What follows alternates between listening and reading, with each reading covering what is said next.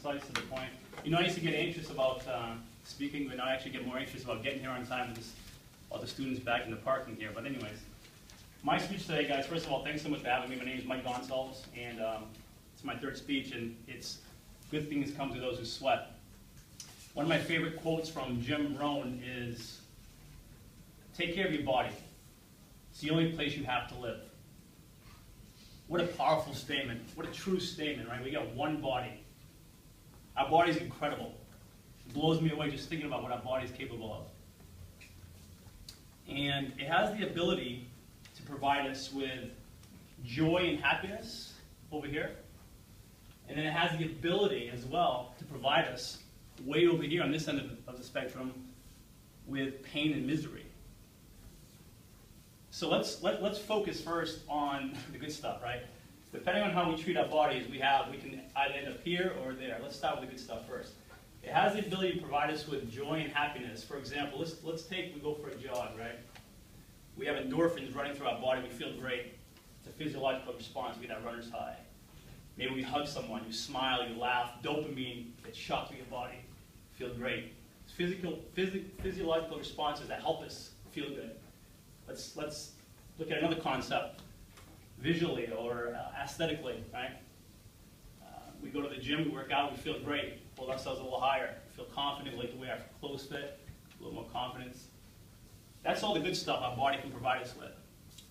Let's come way over here now, the other end of the spectrum. The pain and the misery side. This is where illness and injury reside. There's several ways to take care of our body. Let's go ahead and point some out right now. We can eat well. We can sleep enough. We can take in enough water, have our vitamins. And then there's this thing called exercise. Exercise. We must allocate the time to exercise in our daily lives. That's an important statement. I'm going to repeat it. We must allocate the time to exercise in our daily lives. I want to emphasize the point here that I'm not saying, notice I'm not saying we need to make the time. I'm saying we need to allocate the time. We can't make time. I wish we could. If we could, I would add 2 to 3 hours to my day. I think I'd be more productive. My stress level will come down. You guys can probably all relate. But the fact is, we can't make time. We can allocate the time to exercise.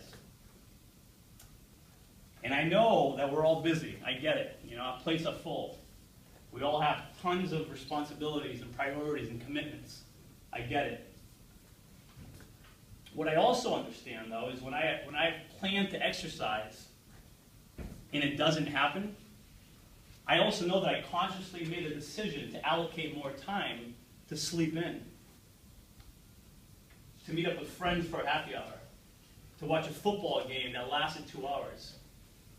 I had the time to exercise. I just didn't allocate the time to get it done.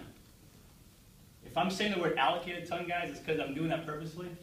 I'm trying to ingrain the thought of it's not about making time, it's about allocating time. I want to take this opportunity now to also squash some misconceptions about exercise. You know, we always think that exercise has to happen in a gym, or that it has to be an hour or longer.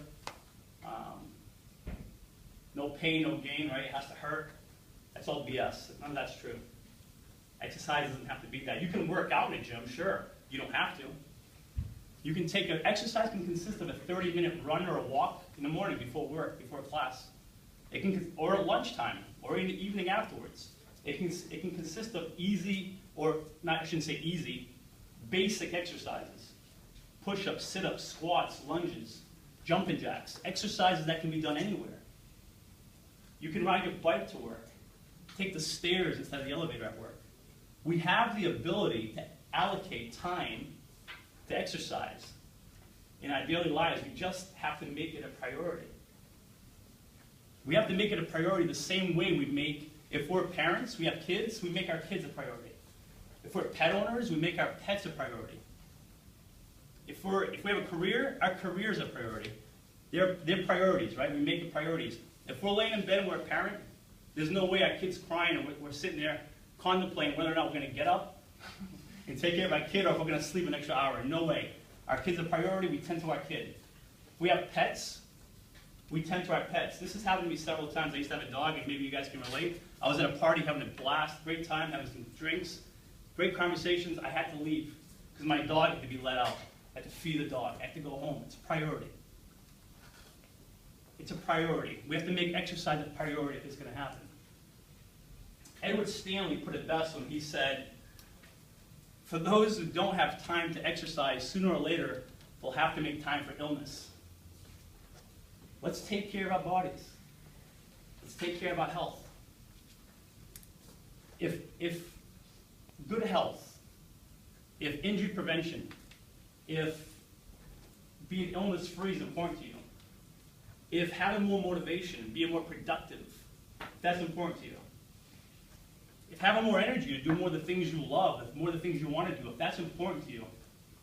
I mean, heck, if improving your sex life is important to you, which FYI, exercise has been linked to improve that. If one or all of these are important to you,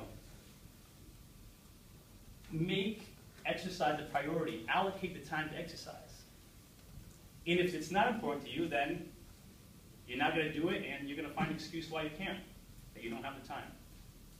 So what's it going to be? Are we going to hang out over here, guys? Are we going to hang out with a fun, joyous side of the spectrum, exercising? Or are we going to be way over here on the painful, misery side of things? The choice is yours, guys. What's it going to be? Thank you.